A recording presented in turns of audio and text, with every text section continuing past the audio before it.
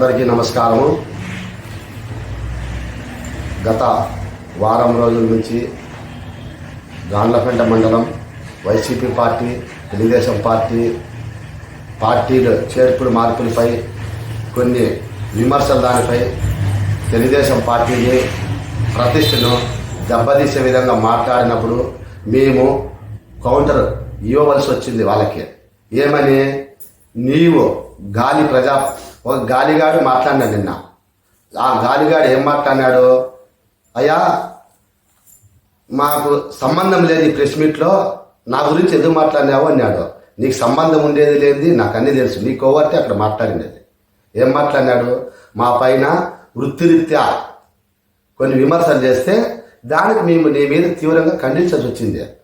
నేను వ్యవసాయం అంటే దేశంలో రైతే రాజు, పాడి పరిశ్రమ అంటే.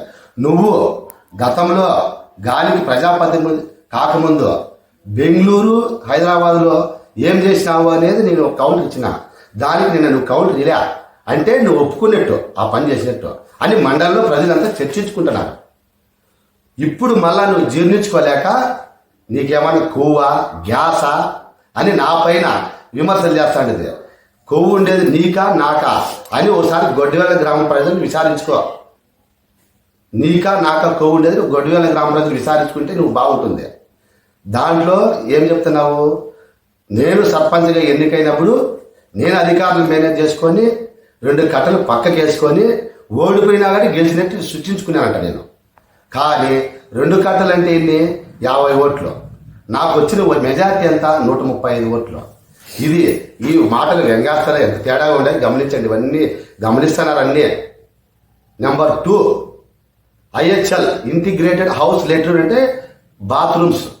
అప్పటి తెలుగుదేశం ప్రభుత్వం ఏం చేసింది, ప్రతి గ్రామంలో ప్రతి ఇంటికి మరుగుదొడ్డు ఉండాలనే ఉద్దేశంతో గ్రామ వ్యాప్తంగా మరుగుదొడ్లు శాంక్షన్ చేసింది. అందులో భాగంగా అక్కడ రవాణా సౌకర్యం లేక అక్కడ గ్రామ పంచాయతీ కావచ్చు, అక్కడ ఆ సిబ్బందితో కావచ్చు నన్ను భాగస్వామ్యం చేసుకొని అక్కడ నిర్మాణాలు చేపట్టమని జరిగింది. అప్పట్లో మేము కంప్లీట్గా నీట్గా చేసాం. కొన్ని చిన్న చిన్న చోట్ల ఏడైనా స్థలం లేకనో, లేదంటే అక్కడ ఏమన్నా పరిస్థితులు బాగాలేకనో, ఏదో వాళ్ళు 4 గోడలు ఉండింది, 3 గోడలు, ఏడా చిన్న చిన్న బేసిన్లు అట్లా మిస్టేక్గా రైతుల అకౌంట్లలో పడతాయి. మాకు సంబంధించిన వ్యక్తి కాదు, మాకు సంబంధించిన సమస్య కాదు అది. అందులో భాగంగా అప్పట్లో అన్నా నేను బాత్రూమ్ కట్టుకోలేము, ఇక్కడ ఇసుకతో సమస్య ఉందంటే నీకు కానీ బాత్రూమ్ కట్టించిన ఆ బాత్రూమ్ నువ్వు ఉపయోగించలేదా? ఉపయోగించకపోతే అదే అవాస్తవం అని చెప్పు. నేను నీకు కట్టించినది వాస్తవం అని చెప్పి భోగాదమ్మ దగ్గర ప్రమాణం చేద్దామా? ఆ డేట్ కానీ నీకు బుధవారం రోజు డేట్ ఇస్తానా? నీకు దమ్ము ధైర్యం ఉంటే బుధవారం రోజు భోగాదమ్మ దగ్గర నేను వస్తా, అక్కడ ప్రమాణం చేద్దాం. నెంబర్ 3, గొడ్డివేల గ్రామం అభివృద్ధి ఎవరు చేసిండేది గ్రామ ప్రజలందరికీ తెలుసు. బ్రహ్మాండంగా నేను చేశానా, నువ్వు చేశావా అనేది తెలుసు. అయ్యా నేను ఒకటి చెప్తా, నువ్వు బాత్రూమ్ పోయేంత దూరంలో 100 మీటర్ల దూరంలో నీ ఇంటికి రోడ్డు నర్సప్ప గారి పనిలో నుంచి ఆ రోడ్లోకి ఒక 4 జాన్లు లేదు. ఆ 4 జాన్లు రోడ్డు వేయమంది నేను ఎప్పుడో ప్రెస్ మీట్లు చెప్తే నువ్వు చేయలేకపోయినావు. నువ్వు ఏం అభివృద్ధి చేసినావు? నేను మా ప్రభుత్వం వస్తే ఏది చూపిస్తా. అదే గ్రామంలో వీరన్నగట్టుపల్లి నుంచి పల్లెవాన్లపల్లికి రోడ్డు వేపిస్తారని చెప్తే చిలకపల్లికి పలికితే అక్కడ అస్సలు ఉండే రోడ్డు కానీ రాళ్ళు వేసేసి బండ్లు కొని కూడా చేస్తుంది. ఆ పాపం నీకు తగలదా? అయ్యా ఏమైనా అంటే వాళ్ళ బంధువులు స్థలం మీద అంటావు, సృష్టిస్తావు. రా చెప్పి పంపించాను నీకు. అయ్యా పవర్ గ్రిడ్ లైన్ కింద ఇబ్బంది లేకుండా ఒక వారం నీట్గా నేను సెట్ చేసి ఇస్తా, రమ్మను, అభివృద్ధికి సహకరిస్తామని చెప్పిన. అది అంతే, అట్లేవా మా ప్రభుత్వం వస్తే అదిగా నేను చూపిస్తా. నెక్స్ట్ నెంబర్ 3, మా గవర్నమెంట్లో కొన్ని సంవత్సరాల నుంచి టవర్ లేదు, టవర్ వేపిస్తాము అని చెప్తుంది. కనీసం నీ పక్క పంచాయతీలో సర్పంచ్ టవర్ శాంక్షన్ చేయించుకుంటా. నీ మండలంలో పక్క సర్పంచ్ టవర్ శాంక్షన్ చేయించుకుంటా. గొడ్డివేల పంచాయతీ టవర్ లేదు. అది నీ తప్పుడు ప్రచారాలు ఇంకా ఎన్ని రోజులు నమ్ముతారు? ఇంకా నీ తప్పుడు ప్రచారాలు నమ్మే పరిస్థితులు జనాలు ఎవరు లేరు. మేము తెలుగుదేశం పార్టీ అధికారంలోకి వస్తా అంటే ఆ టవర్ నిర్మించి చేపడతాం, లేదంటే మేము రాజకీయాలు ఓట్లుగానే అడగం. 4వ పాయింట్, నీరు చెట్టులో అవినీతి జరిగిందని చెప్పినావు. అవినీతి ఆధారాలతో నిరూపించు. నేను దేనికైనా సిద్ధమే. బ్రహ్మాండంగా శ్రీకృష్ణదేవరాయల కాలం నుంచి డెవలప్మెంట్ చేయలేని చెరువులను తెలుగుదేశం పార్టీలోకి అధికారంలోకి వచ్చినాక బ్రహ్మాండంగా పునరుద్ధరించినారని ఆ గ్రామ ప్రజలు హర్షం వ్యక్తం చేస్తున్నారు. నువ్వు ఒక్కను ఈర్చా ఓర్వలేక ఆ విషయం చెప్తున్నావు. అయ్యా మాకింకా మీ దరిద్ర ప్రభుత్వం వచ్చి బిల్లుస్ నిలిచిపోయి మేము కోర్టులలో వేసుకున్నాం. బిల్స్ రాక కోర్టులో కానీ మాకు పూర్తి డిగ్రీ అయింది. మన మీ సెక్రటరీ గారికి వకాలత్ ఏమని ఒక హైకోర్టు నుంచి లాయర్ చెప్తే, అన్నా ఏందన్నా ఈ కర్మ, నాకు ఒక 10,000 రూపాయలు డబ్బులు ఇవ్వన్నా, నేను వకాలత్ వేయాలా లేదా నేను ఎందుకు చేతులు ఇస్తాను మీ సెక్రటరీ గారు అడిగడం జరిగింది. నాకు అయ్యా మాకేం పట్టిందియా, గవర్నమెంట్ తను ఇప్పించుకొని వకాలత్ తీసుకో అని చెప్పిన. అవినీతి జరిగితే మాకు కోర్టు పోయి బిల్లు తీసుకునే అవసరం మాకుందా? నీ సొంత ఊర్లో మోటార్లు కాలిపోతే ఇంటికి 100 రూపాయలు చందాలు వేసి మోటార్లు రిపేర్ చేయించుకున్నారా లేదా? అది అవాస్తవం అయితే నేను అస్సలు రాజకీయాల్లో ఓటు అడిగిన విచారించు. అదే ఊర్లోనే తెలుగుదేశం పార్టీ అధికారులు బోర్ వేస్తే సబ్సిడీగా నీళ్లు ఉన్నాయి. నీళ్లు ఉన్నప్పటికీ ఆర్డబ్ల్యూఐ జైని మభ్యపెట్టి అక్కడ అంతకంటే ముందు వైఎస్ఆర్ జలకళ అనే పేరుతో అధికారులను పరలోక పెట్టుకొని నీ ఇంట్లో నీ సొంతానికని బోర్ వేసుకున్నావు. ఆ ఊర్లో అంతా అమాయక ప్రజల పాపము ఆయన ఎందుకు సొంతం బోర్ వేసుకున్నాడు ఇంట్లోకి అనుకున్నారు.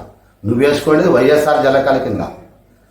దానిలో భాగంగా మధ్యాహ్నం పొద్దునైతే ఊర్లో ఎవరు ఉండరని చెప్పి ఆర్డబ్ల్యూఎస్ జేఈని మోసగించి అవి కొలతలేసి ₹1,00,000 ఇచ్చినా నువ్వు బిల్లు తీసుకోలేదా? అది నీకు ఒకరికే సంబంధమా ఊరికా? మేము అధికారంలోకి వస్తామంటే నీతో కలిపి ఊరికి ఉపయోగించుకునే విధంగా చూస్తాము. దానికని ప్రమాణికానికి సిద్ధమా పోగాల దగ్గర. ఇంకా గొడ్డువెలగల్లో ఎస్డిపి కింద నేను సర్పంచ్గా ఉన్నాడు బోర్ వేస్తే నాకు ఇంతవరకు బిల్లు రాలే. ఆ బిల్లు రాలేదని ప్రమాణం చేస్తా.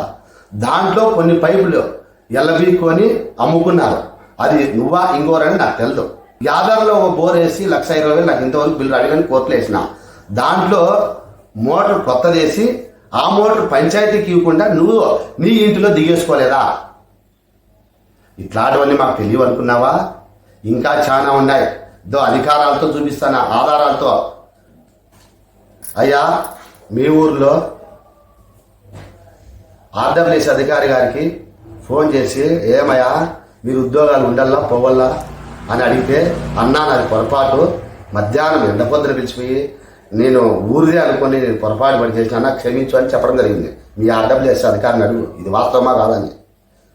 లేదు పిల్లం పిచ్చి బంగ్లాదేశ్ వస్తా ఆర్డబ్ల్యూఎస్ అధికారి దగ్గరికి. ఇంకా ఒక పెద్ద స్కామ్ జరిగింది.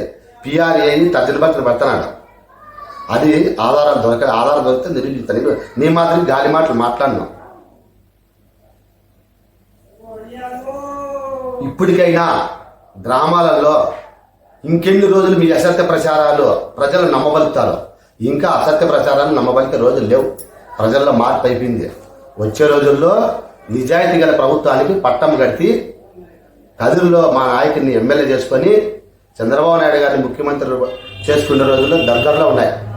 ఇంకా ఇప్పటికైనా నేను పొరపాటు చేశానేమో అని నువ్వు నోరు అదుపులో పెట్టుకొని ఉంటే మేము కొంచెం తగ్గుతాం. లేదా రోజు రోజుకు నువ్వు ఎన్ని కౌంటర్లు ఇచ్చినా మేము సిద్ధంగా ఉన్నాం, మీకు ఇచ్చే సంసిద్ధంగా ఉన్నాం. దాంట్లో రాజీ పడే ప్రసక్తి లేదు. మేము నిజాయితీ కుటుంబం, నిజాయితీకి పనిచేసే వాళ్ళం.